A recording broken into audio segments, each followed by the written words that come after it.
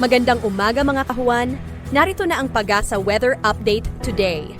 Wala pa rin naman tayong minomonitor na anumang bagyo or low pressure area sa loob at labas ng ating Philippine Area of Responsibility.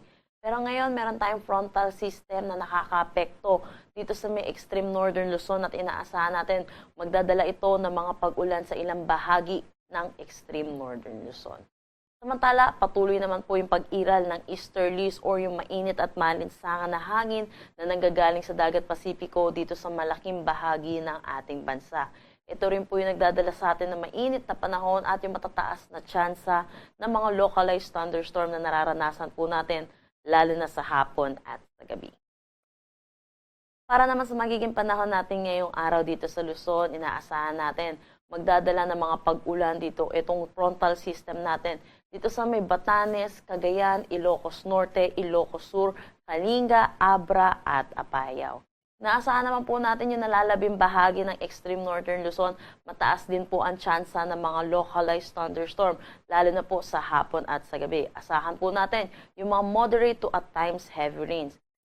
Para naman dito sa Metro Manila at nalalabing bahagi ng Luzon, inaasahan naman po natin magiging maaliwalas ang ating panahon. Pero asahan din po natin yung init at alinsangan lalo na sa tanghali hanggang hapon na may mataas na tsansa ng mga localized thunderstorm lalo na sa hapon at sa gabi.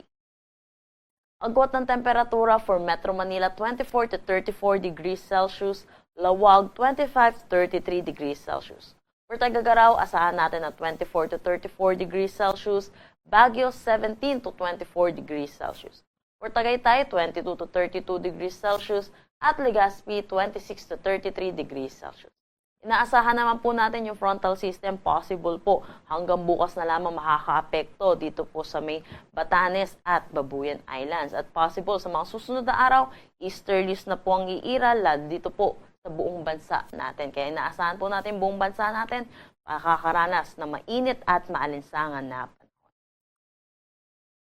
Para naman sa magiging panahon dito sa may Palawan, Visayas at Mindanao, dulot po ng pag-iral ng easterlies, inaasahan natin ang mainit at maalinsangan na panahon. At asahan din po natin yung matataas na tsansa ng mga panandaliang pag-ulan sa hapon at sa gabi, dulot ito ng mga localized thunderstorm.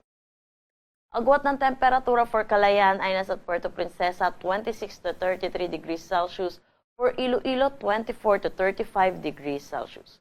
Tacloban at Cagayan de Oro 26 to 32 degrees Celsius, Cebu 27 to 32 degrees Celsius. For Zamboanga 24 to 34 degrees Celsius at Davao 25 to 33 degrees Celsius. Gaya nga po na sinabi ko kanina, easterlies po ang iiral sa atin sa mga susunod na araw. Inaasahan po natin mataas ang tsansa ng mga pag-ulan lalo na sa eastern section ng ating bansa, particularly dito sa may eastern Visayas, Caraga at Davao region.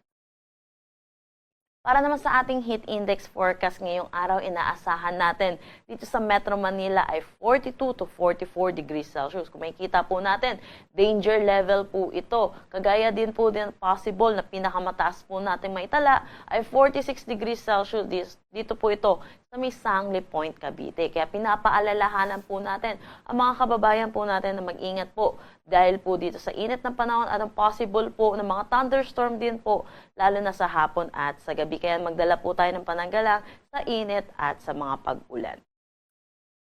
Wala naman tayong nakataas na anumang gale warning sa anumang seaboards ng ating bansa.